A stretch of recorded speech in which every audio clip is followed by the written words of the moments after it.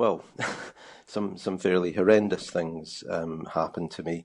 I was only at the school for 2 years, with it being a preparatory school, and fairly early on in my first year, I would now call him an abuser, who was a master or a teacher, would call boys out to his desk, under the premise of maybe reviewing homework or giving feedback. And we were all 11, 12 years of age at that time. Sexual abuse wasn't really mentioned or in the public awareness, certainly. And when he called you out to mark your homework or give you this feedback, we were all in shorts, so he would work his hand up the back of your leg into your underwear, and then play with your genitals, touch your genitals, and so on. This was a regular occurrence. I couldn't even tell you how many times it happened, but it happened a lot.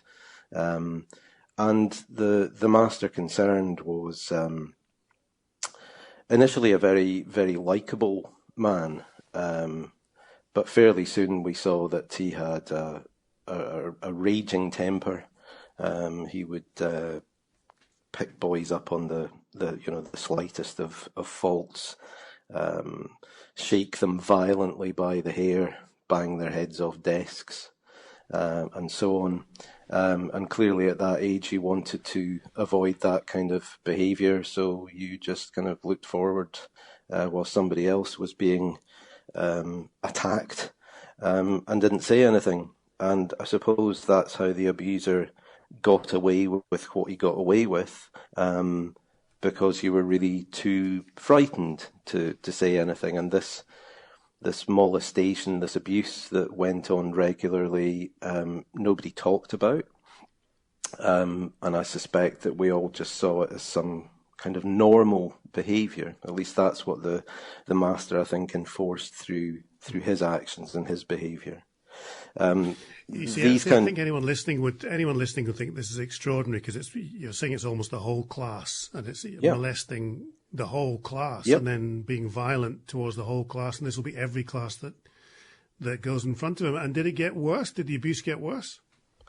There were 2 or 3 occasions where I was abused on a more, let's put it, a more one-to-one basis, and certainly that was more extreme, yes. But I know that looking back now, having shared this detail in particular with the inquiry, there is that level of utter disbelief that this could happen. But it did happen. I've even shared details of masters at lunchtime consuming alcohol, which they did regularly. Nowadays that just seems completely outrageous and unacceptable. But yes, this abuse happened in front of the class. Under shorts. Well, as a wee boy, I was caned mercilessly, and I saw teachers drunk, and I came through the same kind of system you did. Was anyone aware of? Well, I mean, all the boys were aware. Were any of the other teachers aware that you were being abused? That's a very good question. I don't really know the answer to that. But what I can tell you is that the abuse happened immediately next door to the headmaster's office. So the headmaster could have stuck his head round the door, or any teacher could have stuck their head round the door at any given time. Bear in mind, this abuse that I'm describing, the majority of it was done under clothing. So I suppose that if somebody was to walk in, he could remove his hand quickly and not be seen. But yeah, it's astonishing when you look back that this happened literally in every class. And have you spoken to any of the young blokes you were at school with then since? I haven't actually, no. I haven't. I've tried deliberate? Well, several years ago I did try and track down a few people and had difficulty in finding the people that I needed to speak to.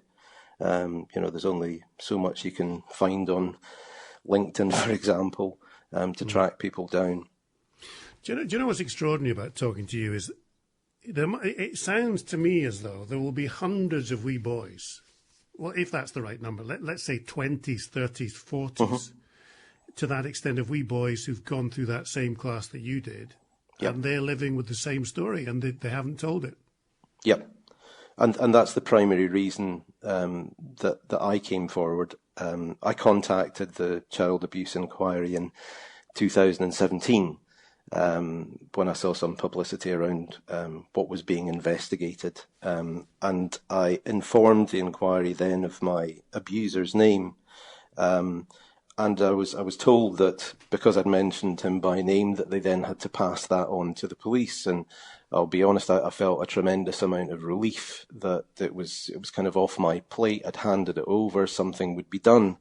But then earlier this year, I was contacted by the inquiry again, who said that they'd like me to come forward as a witness and make a formal statement.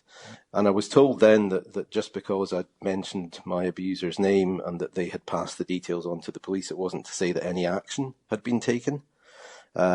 Because I'd done my own investigation several years ago and found out where this individual was living in another part of the world. And I was deeply concerned when I read that he may well be tutoring young children at the moment. So I felt that the right thing to do was not only to come forward for the inquiry, but to publicise what had happened to me in the hope that others that hear this come forward. My motivation is primarily around holding those people that not only abused me, but those that knew about it, holding them to account.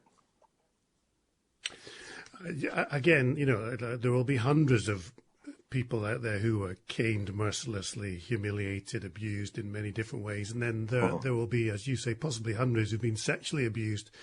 Yep. I'm just wondering what on earth it's been like living with this for 30 odd years, maybe more. Well, I think, first of all, when this happened to me, I didn't tell my parents. I didn't really know how to.